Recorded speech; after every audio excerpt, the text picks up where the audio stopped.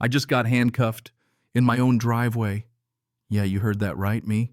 Garrett Blackwood, the guy who pays the taxes and mows the lawn, standing there in travel-wrinkled clothes, wrists cuffed behind my back, all because I came home at the wrong time.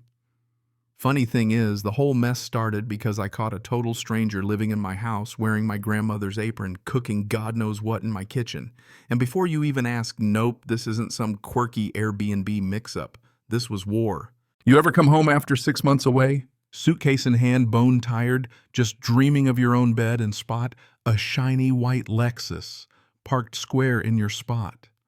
That's what I saw pulling into my so-called $1 million Tudor mansion after a long contract overseas.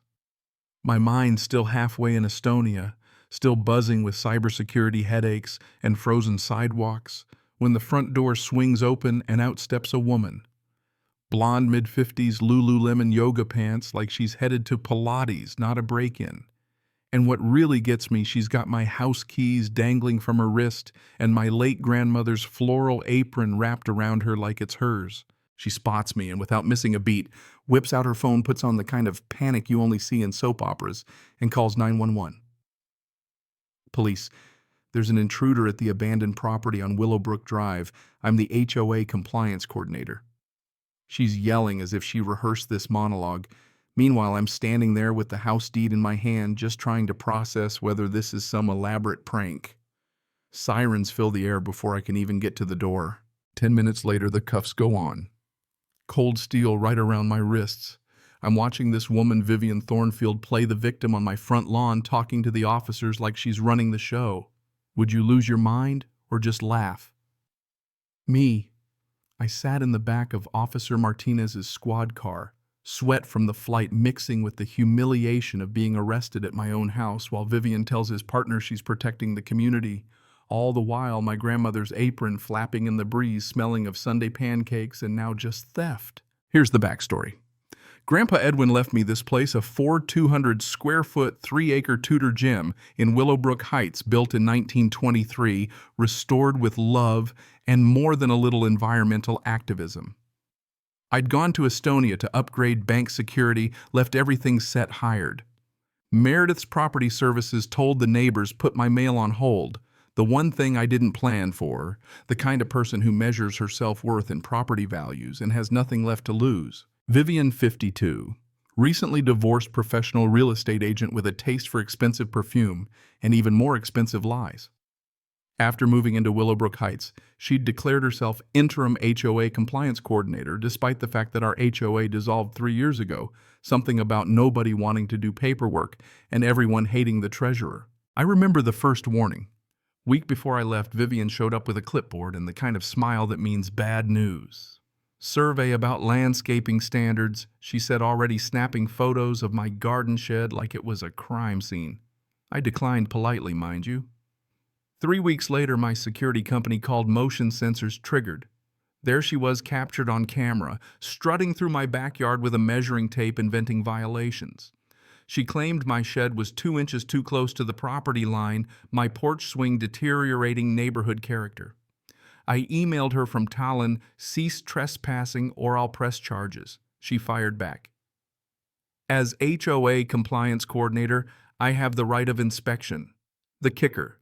There's no HOA. She was the self-appointed sheriff of an imaginary town. By the time I proved to Officer Martinez that I was the legal owner, Vivian had already filed a protective order claiming I threatened her. Now I couldn't enter my own house until a judge sorted things out. She had photos, she had claims about abandoned property, she had community service stories, none of them true. Watching her wave from my porch in my grandma's apron, I tasted pure injustice. Fabric that once smelled like home now stank of theft. That night I crashed at a dingy extended stay motel, living on vending machine coffee and spite, until Officer Cove called me Mr. Blackwood. Miss Thornfield says someone broke in and vandalized the place. I showed up in 10 minutes, heart pounding. Vivian, suddenly dressed like a responsible homeowner, told the officers her heirlooms had been destroyed, my security cameras tampered with. But when we went inside, it was obvious the destruction was surgical, only her stuff untouched. My family photos smashed her $500 espresso machine untouched, graffiti sprayed on the wall, fake HOA scammer. too on the nose right. I showed the officers security footage Vivian herself entering and leaving the house during the break-in. That was the first time I saw her cracked face turning pale, stammering about community standards. Here's the twist. When she called my grandfather Edwin like she'd known him for years, Officer Cove raised an eyebrow. "Ma'am, how'd you know Mr. Blackwood's grandfather's name?" She lied. I called my neighbor Tom on speaker. He'd never spoken to her, never shared any details. Vivian's face turned white as milk. But it was the spray paint still wet that nailed her. I had footage, timestamps, proof. She doubled down anyway, said she was protecting the property. She'd staged a fake crime scene, filed a false police report, broken in and destroyed my things. Officer Cove started writing reports. She hissed at me. "This isn't over. I know things about this property you don't." Maybe she did, but whatever game she was playing, I was learning fast. 2 days later, knock at the door, city inspector, anonymous complaint about unlicensed electrical work, possible fire hazards. He looked miserable, clipboard shaking in the morning sun. They specifically mentioned military deployment and property abandonment. I smiled. "Let me guess, woman, mid-50s blonde?" The inspector nodded, almost sheepish. Everything checked out up to code. While he checked circuits, I Googled the inspector. Ray Hutchinson, found out he was appointed by Commissioner Dale Wickham, boyfriend of none other than Vivian Thornfield. The pattern became clear. Anonymous complaints, trigger inspections, stack up code violations, bleed homeowners dry. Ray was just a pawn. But digging into Vivian's history, I found she'd lost her real estate license for fraud, showing houses she didn't own, collecting fake deposits, getting kicked out when owners returned. My mansion perfect score. Isolated valuable owner gone for months. Then came the gut punch Meredith's Property Services called, said my wife had canceled everything 3 weeks after I left. My wife. Sarah died in a car accident 8 years ago. Vivian had found out, probably from public records, and impersonated her, using my dead wife's name to cancel services, redirect mail, transfer utilities, change the locks. That's identity theft, mail fraud, probably 6 felonies. The only good news? Every call, every fake signature, every utility switch left a paper trail. In cybersecurity, we call that digital exhaust. She left footprints everywhere. Next morning, a restraining order arrived. According to Vivian's sworn statement, I was a dangerous veteran with PTSD harassing her for months. She printed flyers, went door to door, telling my neighbors I'd been dishonorably discharged, was dangerous to children. Used cropped photos to make me look aggressive. I called Colonel Patricia Hayes, my former commanding officer, got my honorable discharge and letters of commendation. But the damage was done. Vivian was trying to claim squatters' rights by lying about how long she'd lived there. While prepping my defense, I stumbled onto a nugget. Vivian had researched my family's history, environmental activism, conservation records, even Grandpa Edwin's legal filings. This wasn't random. She'd registered to vote at my address before I left, tried to anchor herself legally. Her ex-husband, Marcus Thornfield, owned a development company notorious for forcing out old neighborhoods, and he was facing lawsuits for dirty land deals. Then the neighborhood started getting offers. Tom Brennan called, said a realtor offered him $50K over market to sell fast. It hit me, the code violations, the restraining order, the chaos. It was all to scare homeowners into selling so developers could swoop in. Vivian wasn't just squatting, she was the spearhead of a property grab. The real turning point, Grandpa's old lawyer, Marcus Steinberg, called from semi-retirement. "Garrett, your grandfather filed a conservation easement in '94. Hidden in a pile of environmental paperwork is a clause that makes your property legally impossible to abandon or foreclose on.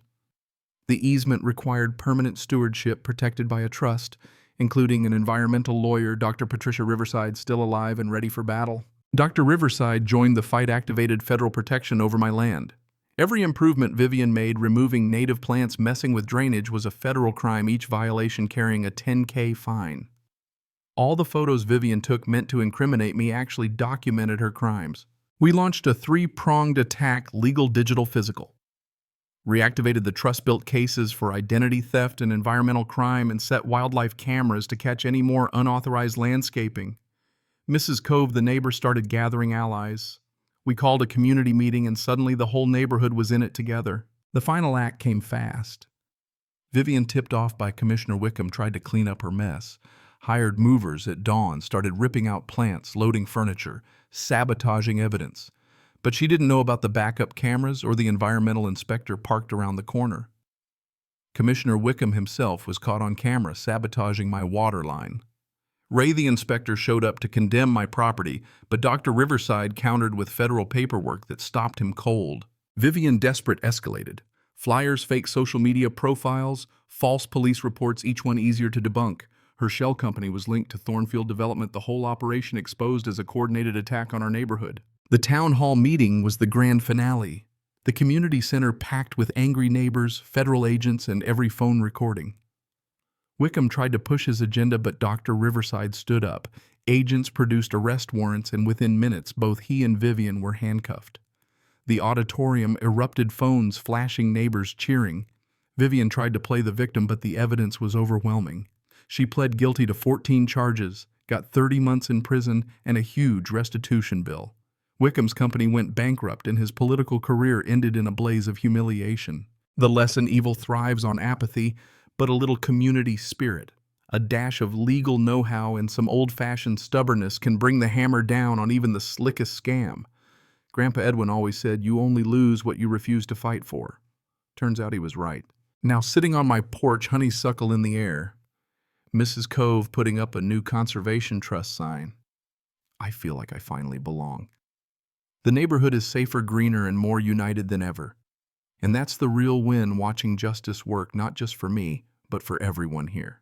So what do you think? Is it ever justified to take the law into your own hands to protect your home? Where's the line between defending your rights and becoming the villain in someone else's story? Drop your thoughts below. Tell me about your wildest HOA story, or a time you stood up for what was right.